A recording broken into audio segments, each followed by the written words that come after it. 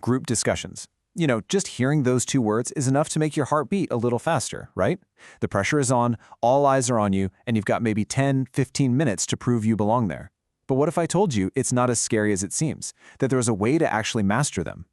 Have you ever been there? You're in the hot seat, the moderator announces the topic, and poof, your mind just goes completely, totally blank. You have opinions, you've read stuff, but for some reason the words just get stuck. Trust me, you are not alone. It's a super common feeling.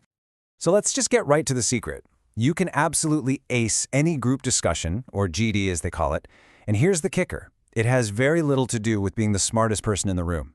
It's about understanding that a GD isn't a test of knowledge, it's a game, and winning is all about knowing how to play it.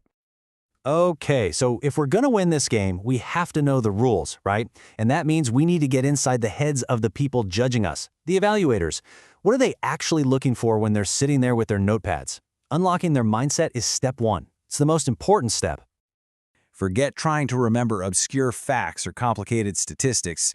The evaluators are really just looking for three core things. First, teamwork. Can you work with others? Are you just trying to bulldoze everyone? Second, communication. Can you actually explain your ideas in a way that makes sense? And third, confidence. Can you keep your cool when things get a little heated? That's it. That's the trifecta they care about. And this right here is a total game changer. So listen up. Even if you walk in and feel like you know the least about the topic, you can still be the one who shines. How? By using your two secret weapons, listening and structuring. If you can listen to what others are saying and help bring some order to the conversation, you're going to stand out way more than the person who's just spouting facts. All right, so now we know what they're looking for. Let's get strategic. It's time to open up the playbook. I'm going to give you 3 key moments, 3 entry points where you can make your mark in any discussion. Think of it this way. You can either kick things off at the start, you can jump in and contribute during the middle, or you can be the one to wrap it all up with the conclusion. Each one is a totally valid strategic move. And here's the best part. You don't have to do all 3 to win. You just have to pick your moment and execute it well. Now, I want to focus on what I think is the most powerful and underrated move of all, the conclusion. This is your secret weapon. Seriously. Let's say you've been quiet for most of the discussion, maybe you were a little nervous. That's okay. If you've been actively listening and taking a few notes, the conclusion is your chance to swoop in and become the star of the whole thing. Just look at how powerful this sounds. Imagine saying, "Friends, this has been a great discussion. On one hand, some of us made the point that," and then you summarize their ideas, while others felt that, and you summarize the opposing views. See what you did there?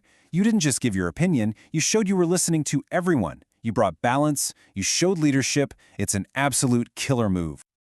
Now let's dig into the pro player's rulebook, okay? These are the specific do's and don'ts that separate the people who get the job from the ones who don't. These are the moves that will make you look like you've done this 100 times before. First, let's cover the big mistakes, the things that can get you disqualified in a second. And they might sound obvious, but you'd be surprised how often people do them. A phone that isn't on silent? Come on. Rudely cutting people off mid-sentence? Nope. Or trying to be the person who talks the most? That's not winning, that's just dominating. Any one of these can totally sink your chances. So what do the pros do instead? Well, instead of dominating, they actually create space for others to talk. Instead of just waiting for their turn, they'll build on what someone else just said, maybe by saying, "That's a great point, and I'd like to add." And they don't just say their piece and then zone out. No, they stay locked in from beginning to end. These are the moves that scream maturity and collaboration. You want to see a real boss move in action? It's this simple. Noticing someone who's been quiet and saying something like, "I don't think we've heard from our friend here yet. I'd love to hear your perspective." Wow, that is incredibly powerful. It shows you're not just thinking about yourself, you're thinking about the success of the whole team. That's leadership. Okay, so as we wrap this up, let's boil it all down. What is the one big idea you need to walk away with? This is the core mindset, your real path to feeling confident every single time you walk into one of these things. Here it is. This is the golden rule, quality over quantity. Always. One thoughtful, well-timed comment is worth 1,000,000 interruptions. You have to remember, your goal is not to win an argument. This is a discussion, not a debate. It's a collaborative effort to explore an idea.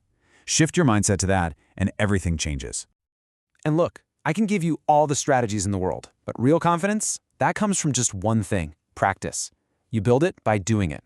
So start participating more in class. Debate a topic with your friends. Find mock GDs online. The more you talk, the more you use these techniques, the more it all becomes second nature. You just gotta talk, talk, talk. So now it's your turn. Let's do one right now. Here's your topic. Artificial intelligence, is it a threat or is it an opportunity? Think about it. How would you start the conversation? What kind of points would you make in the middle? And how would you bring it all home with a killer conclusion? The game is on. Now go play.